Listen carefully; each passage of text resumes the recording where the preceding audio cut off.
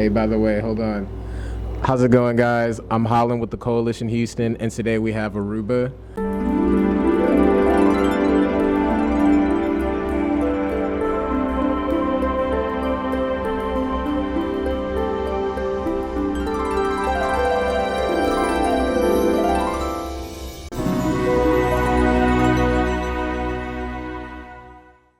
I want everybody to introduce themselves real quick. We're gonna start from this side, going down.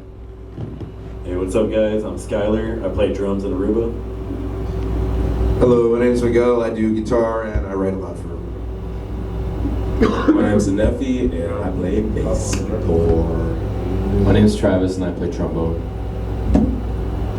And dun dun dun dun. You're rolling. I'm trying to do my taxes, people. I understand when I sing and I rap and all the other good stuff that becomes. Did you see him? Probably, maybe. I do all the things. Okay. Yeah, I do all the other stuff. Yeah. So how'd you guys meet? God. That's a good answer. I started the band with my friends Yusef and Michael, and we had to take a hiatus because life was happening and people moved away. And I knew Simba for a long time. Like, we've known each other 10 years, and we've just always been really good friends. And I met these guys just through being in bands and various music ventures. Skyler, I was in a separate band with him, and we meshed really well. And Nefi was actually always at like Aruba shows, and I'd always see him like in Montrose and stuff like that. And he was really cool. And one day we figured out he played bass, so brought him in. I've known Travis for years as well. We used to just always go out together and hang out, have some beer and stuff like that. Sick. It turned out we were all interested in pursuing music when this project started. How long have y'all been doing music? Shoot, me personally, guitar, probably like 14 years, but like music, I've been playing live music since 2016. Really? What about you? Yeah, same. I think about been playing drums for about 15 years, and I'd say live music for about a good 10, 12 years as well. Yeah. Mine's gonna be a little windy because low-key I've been playing my whole life.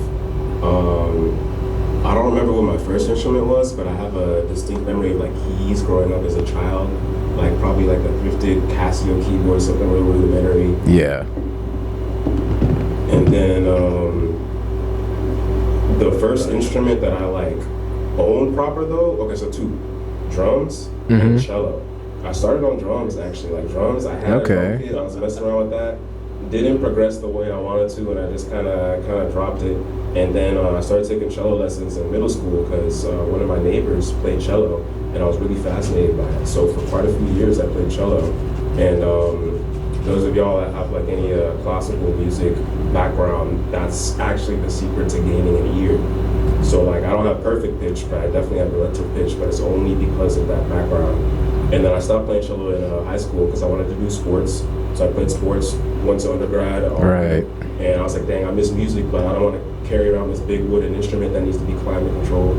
So that's why I picked up producing.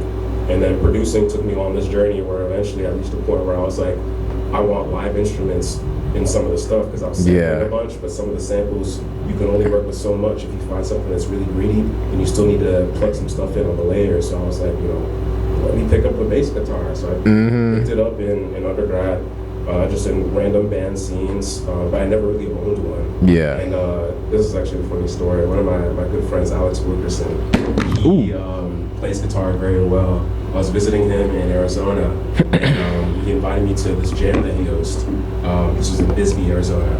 And I had that experience playing this bass guitar, just picking it up randomly in undergrad, and I had my ear. So I was like, I'm good, like I'll hit this. So get up on stage with these really talented multi-musicianalists and multi-instrumentalists, and they're just jamming away, and I'm keeping up, doing my roots. I'm maybe playing a fifth here and there, just keeping time, keeping the groove for like 4 jams. And then this singer-songwriter comes on with an acoustic guitar, and she requests everybody get off the stage except the bassist.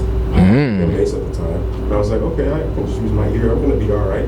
So she starts telling me, okay, this is what we're gonna play. It's a song I wrote. It's gonna go from this chord to this chord. B section is gonna be this chord, this chord. And I was like, I don't know what any of that means. Ooh. I'm pretty sure I'm gonna catch it. Okay. So she starts playing it. I got the A section down. She switches to like the B section of the A section. I'm like, whoa.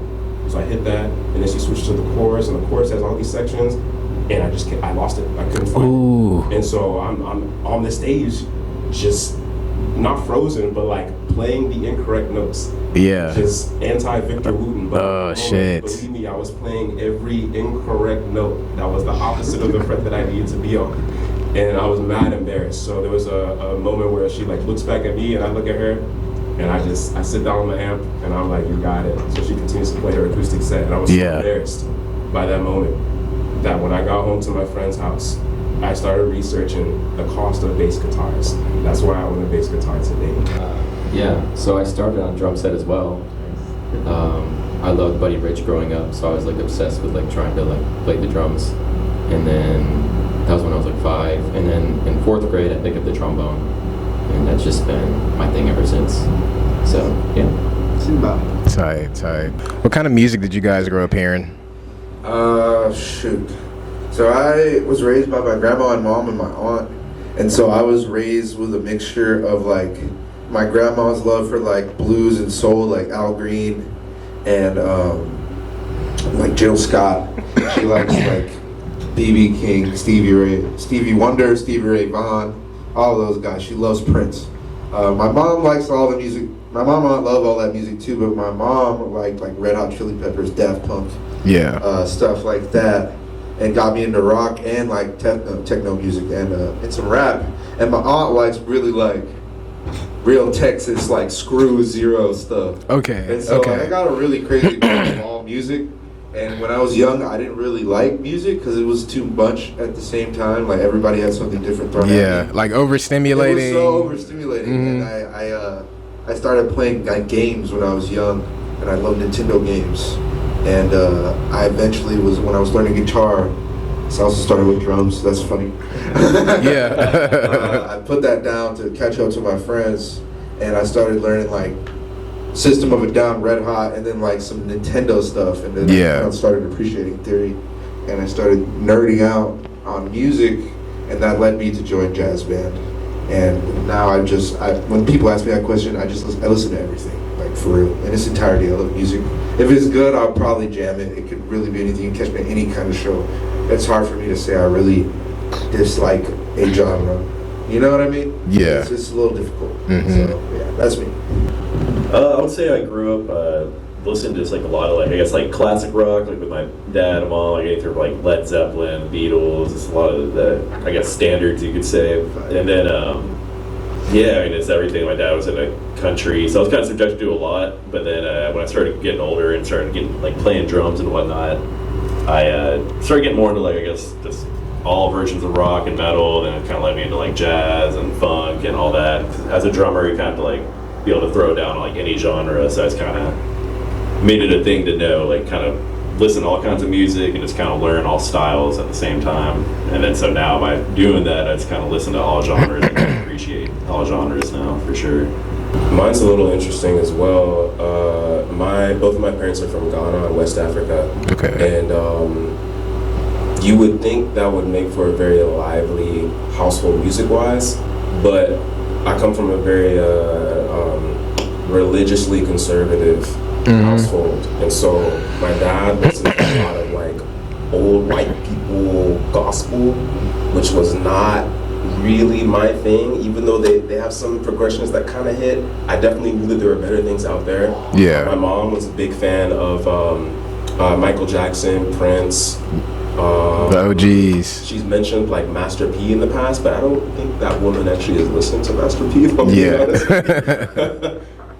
So like there's a little bit of that, but then in middle school, and I had already heard this genre of music a little bit growing up, but in middle school, I took a trip to the motherland. It's my first time getting to go, and that's where I really was immersed in Afrobeat and high life, and I was like, why are my parents listening to what they're listening to if this exists? Like, why is this not playing 24/7? Because this is fire. So that really awakened me. But then prior to that, I was playing cello. So classical music was very, very heavy in my life. I loved Vivaldi, classic Bach, of course. Yo-Yo Ma was my favorite cellist. It's generic, but like really, really good. Stravinsky, all sorts of classical music, and I recently went back and started listening to some of those old things I used to listen to, and still, they are timeless for a reason.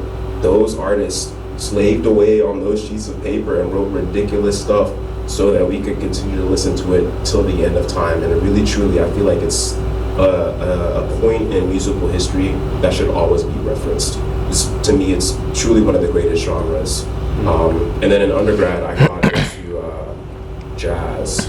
And jazz is another genre that I hold at that same level. Both jazz and classical music to me are the best genres of all time. I grew up listening to mostly jazz and classical. My dad was a professional trumpet player in orchestras, and so I heard a lot of trumpet, like Chicago Symphony Orchestra recordings, Montreal Symphony Orchestra recordings. Yeah, and then a lot of jazz too, like my brother would give me CDs, Nicholas Payton, Freddie Hubbard, J.J. Johnson, and then I always loved Chicago. So, yeah, those are my favorites. How would you each describe your personal styles in music? Playing styles. Yeah. I would say it's kind of more groove oriented. I'm not really necessarily like super flashy or like really like solo heavy, I guess you could say. So I really love just focusing on like groove and just locking in pocket. It's, you know, just getting people dancing. I'm not really trying to show off, you know, crazy chops necessarily. Still throw them in if necessary, but you know, it's, you know, definitely more about serving the music, I'd say. This is one reason why me and Skylar get along so well. We're like heavy rhythm oriented. Okay. Super pocket, hyper pocket based. I love to solo, I love to throw if the role within the song calls for this. Right. And I won't drop my chords to throw in some lines necessarily, just for exactly like the mission of the music. Tight bands like James Brown, you see this, Corey Wong, you see this. Nile Rodgers is another tight guitarist. Prince is another tight guitarist. People know him about his soloing, but that rhythm work on the funk guitar that Prince does, it's the truth. Like it's crazy. These are who I consider like the best guitarists. Now don't get it twisted. And then you got like people like Jimi Hendrix, who's playing rhythm and lead. That's like one thing I do within this band, but I do it in a funk, jazz, blues fusion kind of way. That's more. Jimmy played more. I think that he leaned more towards lead within his play. I think I lean more towards rhythm. And carrying those high groove cadences within like a pocket. You know what I mean? I very much enjoy being a cog in this machine, and I want to make sure that my role and like our roles are being played to its fullest like potential. Right. And like Anefi was saying too, like I like the improv. Like there are complete sections of our music that are made to just solo on and pop off. But in order to get there, we all have to work together, kind of like a machine. And I think we're all kind of like that in a way. We love playing our role. Yeah. I think I'm actually still working on my role, especially since I'm one of the newer members. I came across an interview with Flea, where he was talking about how one of the most important things for a bassist to remember is that we are support. We're not here to shine. I'm not going to be on the front of the stage soloing, at least not yet. So I have to remind myself to stay in the pocket. And I'm glad Miguel said what he just said about us having the sections of the song where we can shine. Because I listen to so many different genres, whenever I'm like trying to learn bass lines from the variety of genres that I listen to, I find some really cool patterns where I'm like, oh, I've seen this thing before. Ooh, I've seen this box over here, or I've heard this progression before. Yeah.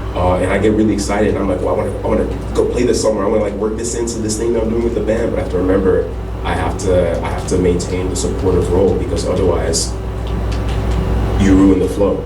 And if you ruin the flow, then it disrupts the band member, each individual band member's ability to be able to lock in and really be able to channel themselves through their instrument, you know. So I have to remind myself of that from time to time.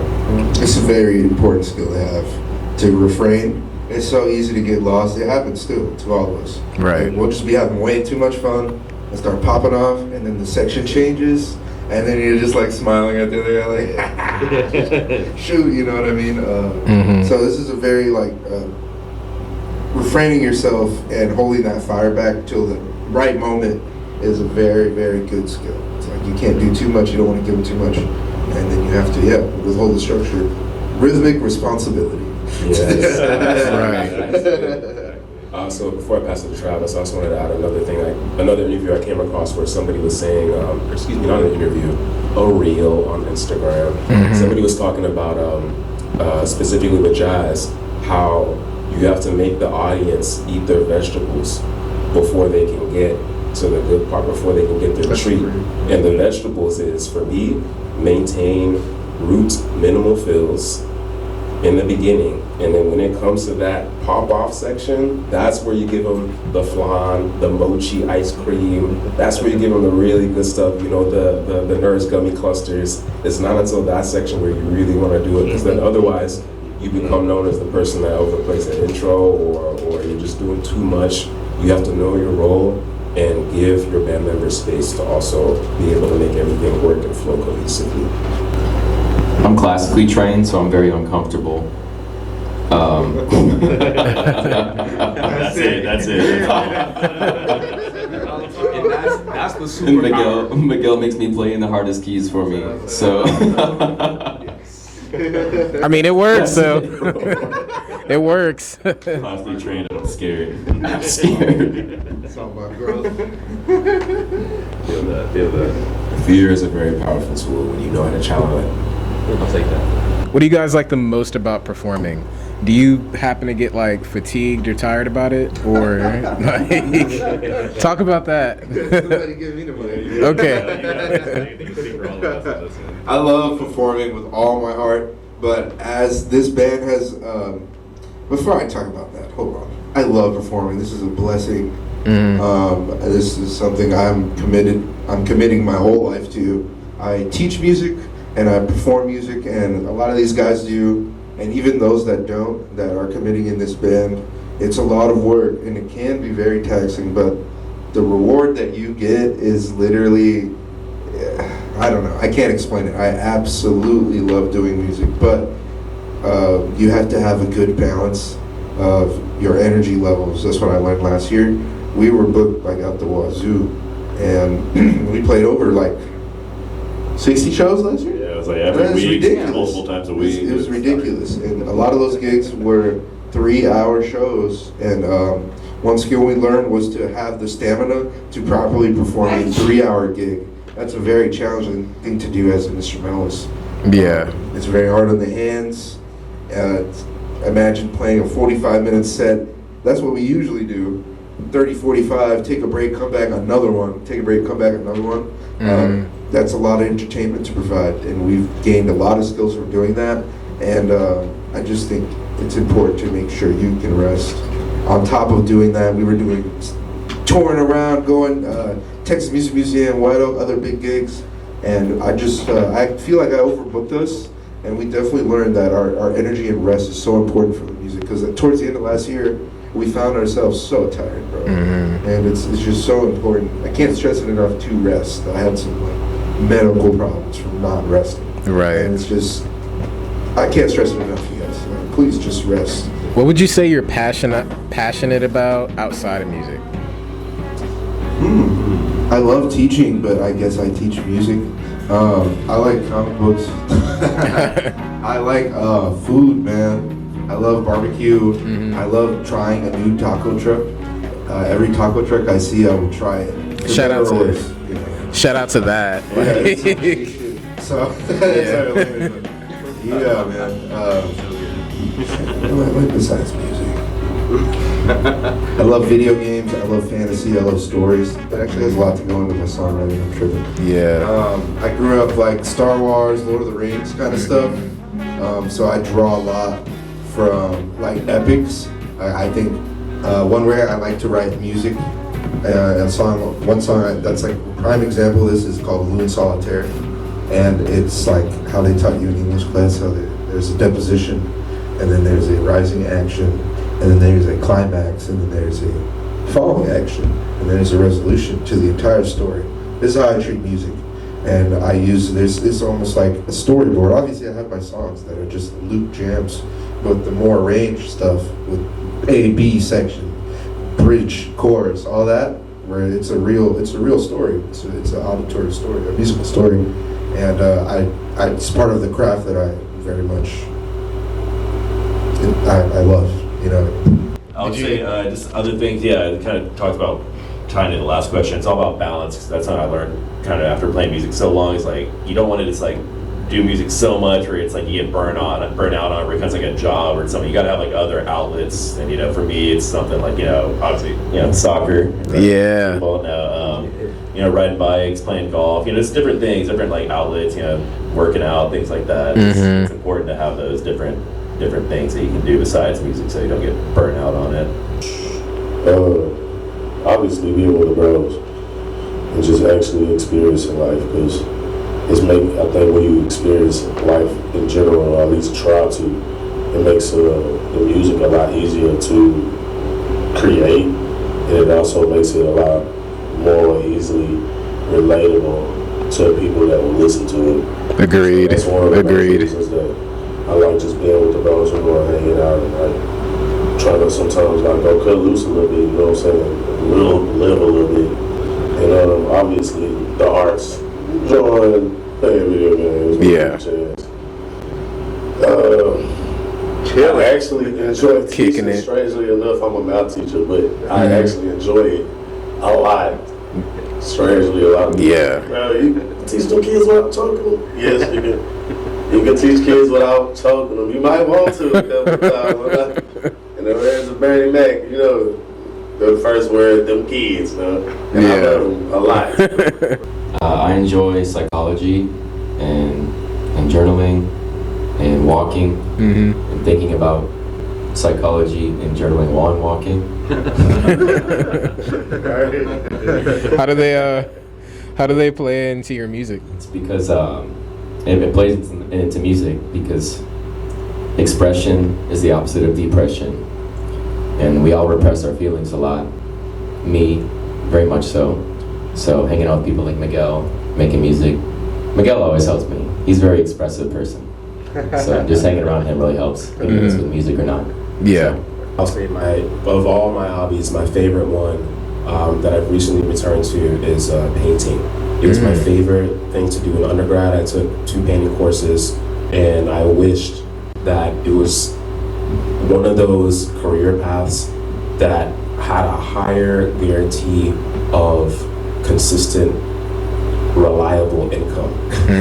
Because I think had that been the case, I probably, rather than being a graphic and web designer, I would have gone down that path. So I after graduating, I still painted, but then I stopped for like 5 years. And then I eventually was like, I'm scared that that inner child is gone. So I'm gonna challenge myself. I'm gonna build this massive canvas. It is 88 inches by 59 inches. It's a very significant size. And I painted the best painting I've ever done on this work. So the inner child is still there. And it comes back into my music because Bosky, I love listening to jazz whenever he paints. I listen to all sorts of stuff whenever I paint. And it directly inspires both the painting as well as my music. And the painting itself that I create is a direct expression of what I create when I'm with this band, but also the music that I'm consuming at that particular time. We play Warhammer 40K. That's an activity that the band partakes in regularly. The 14th chapter. So we go by 14th chapter regularly. Damn. Shit. There's an album coming out called The Galactic Getdown. It'll be our 3rd one. Really? Yeah. Warhammer inspired? Star Wars, really. Star Wars in Parliament. Okay. Theme? Yeah. If you haven't seen Dash, go watch it blind. and I'm not even gonna talk no more about dash cam. Dash cam? Go watch this shit. Go watch this. Is it like a movie? It's a movie that's kind of like through a camera. No. I'm not gonna tell many plots. Okay. It's a movie. It's a camera. Where can I? All movies through cameras. What do you feel like sets you apart from other groups? Oh, us. We set up us. The actual connection we really have, the respect and the camaraderie that we have, set us apart from everybody else. Because we genuinely care for each other, and it's showing the music. So much so that anytime we play something that seems random, we can make it sound like a song that we've been practicing for months. On the spot, and nobody can tell. Come up and say that it's crazy. There's a amount of times where people come up and they're like, "Oh, that one song y'all played, like, what was that?" Off the dome. Literally, that's really us right there, for real. I believe what makes us special is, like they said, our synergy. And our synergy, it's like a great meal, like cooking a really good dish. What's great about Aruba is we have great synergy. We love music. I think our egos are pretty nice. Like I like where everybody's ego's at. You need some ego, actually. It's required. And it's just the way that we love so much music. It allows us to play so much different music. Those of you that have been to an Aruba show will notice that it's hip hop, soul, funk, blues, rock and roll, rap, reggae, all sorts, jazz. All this is fused into one pot, and dependent on the area, the location and setting that we're playing, we're gonna play a whole different kind of set for you guys that is matched to the day and place we are playing. And it makes sense. It's just what our strength is. There's so many great bands, but I think what they're lacking is a big net and true synergy and adaptability to just be able to do anything now. So I call it Arubification, and that is when we rewrite everything from the ground up for a live band, for the specific roster of musicians that are playing. I think these things make us very, very unique and special, and it makes it worth all that hard work. You know. That being said, it's crazy getting 9 people in the room to rehearse. Really quick, what do you guys think about the Houston music scene currently? You know, do you feel like it's in good hands? It's dope. Especially at like I won't say, but like August, October-ish, the scene started like low key popping off. People started really like doing their shit. Excuse my language, but I feel like that's the only way to put it, to really express it. But the scene, low key, especially somebody that, because I'm not absolutely from Houston, so coming from somewhere where there's virtually no music scene, and then coming to a place that I feel like it's not second to Austin at all anymore. We really have our own stuff down here. We really got it popping right now in all genres, across all fields, and I'm proud of the people of Houston and the young artists and artists of all types doing their thing, they big ones. I used to think, especially pre-COVID, I felt like Austin was a better place to be personally. I gained a lot of musical experience in Austin, Texas over like 4 or 5 years performing there in South by Southwest. I was halfway living there for a second, and made a lot of good like music connections, and a lot of my style kind of came from over there because I like blues already. It's a very big blues city, so I like playing music over there a lot. And one thing I appreciated was the local scene for Austin, Texas is spectacular, and I always felt like there just wasn't a lot of unity here. But pre-COVID, as I started the band, and you know everything was crazy after COVID, but I mean post-COVID everything was crazy, and it just kind of like the scene kind of revived itself. I feel like Houston's in a renaissance era at the moment, and there's so many great bands and high potential, and the local scene is really like doing all these underground things. It's a really high volume thing like Moth. We're doing stuff with Super Friends, Moth throwing crazy events. All these, it's not at the top of my head right now, but there's so much content and like stuff you can just go and see. Monday nights at Avant Garden, you know, that's another example of something spectacular that you can just go check out. Docs was just rebuilt, And now we have a theater in Montrose, and they're doing live jazz right now. Our friend Therese playing over there. It's crazy. Right, like, yeah. it's wild. Like, Houston, Texas, I'm very excited to be here, and I'm happy that I don't feel that way. Like, Austin was better. You know what I mean? I feel like we're on that level right now, and that's really cool. I don't get out as much as these guys, and a lot of my friends are producer friends, and those people are like more to themselves, or at least the ones that I've met. But there's some really talented people in Houston that you would never imagine living in Houston. People on Dead Mouse's label, and people working with huge rappers, and people in Houston working with people from LA, New York, and they're really tapped into the music scene more than you would think. So in that case, where do you guys feel like your next direction would be? That's not. Go ahead and talk to him. Up, bro. Up? It's up. That's what it is, bitch. If it's up, it's up. I feel that. We been on the up and the something I prayed for.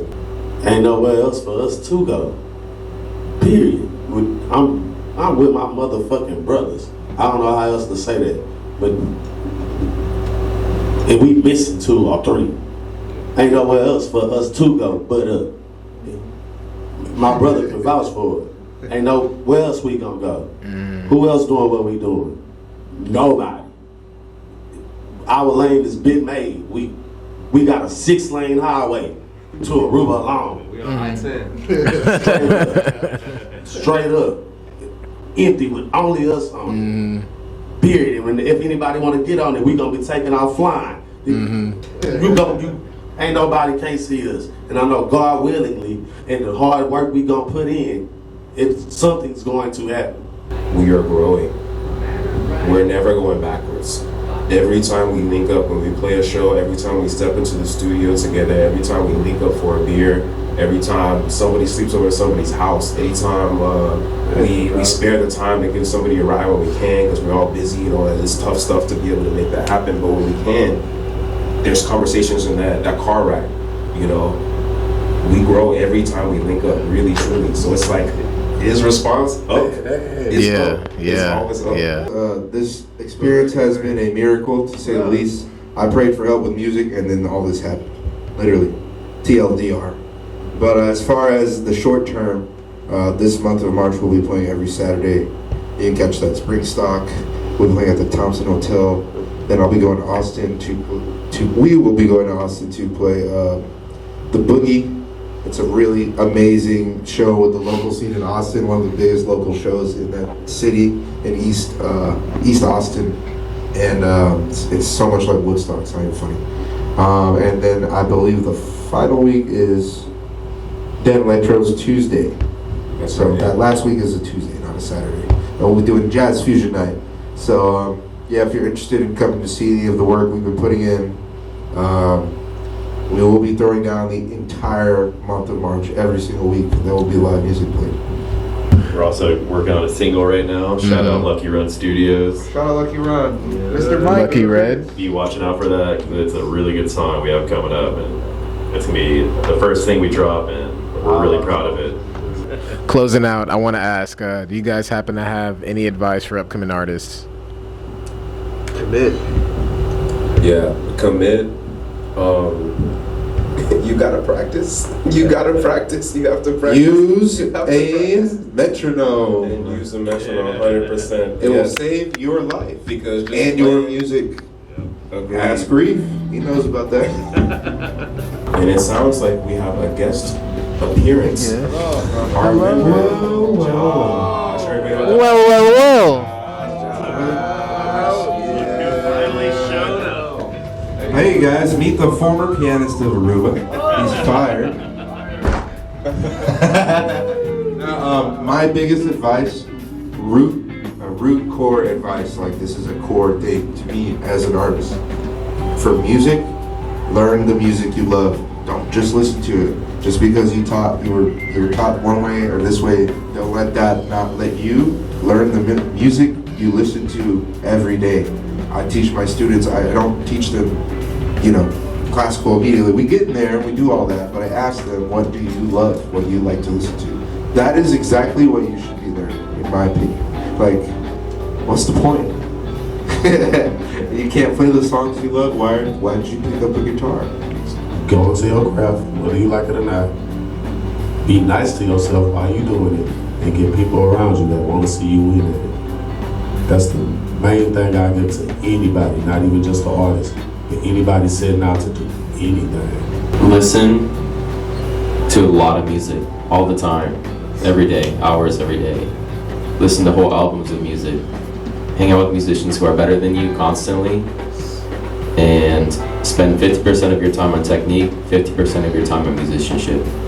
I think there's like a balance between like artistry and like being a musician, because of course like if you want to be like the best, like let's say guitarist or like best drummer, like of course you're gonna like practice shit that like you don't want to do. Like you're not always gonna like have to like love the things. Like if you do, like I think that there's like a threshold definitely. Like let's say for like if you just really want to just focus on the art, there's definitely like this threshold of like, well, you need to be at least this good or else like no one's gonna fucking listen to you because you're trash, right? But I think after you kind of reach that point and kind of figured out what you like want to do, what you love to do, and like I guess what inspired you back then, it's like fuck it, like just do whatever you want. You know, that's really what art is about. It's really about breaking rules, and that's something I've learned ever since I joined this group, because I started off as like a classical musician, so like I'm very thankful for my experience. Like I got like really technically good from like my experiences in classical music, but a lot of the way that they teach, especially like in the university, they kind of just teach you what to think.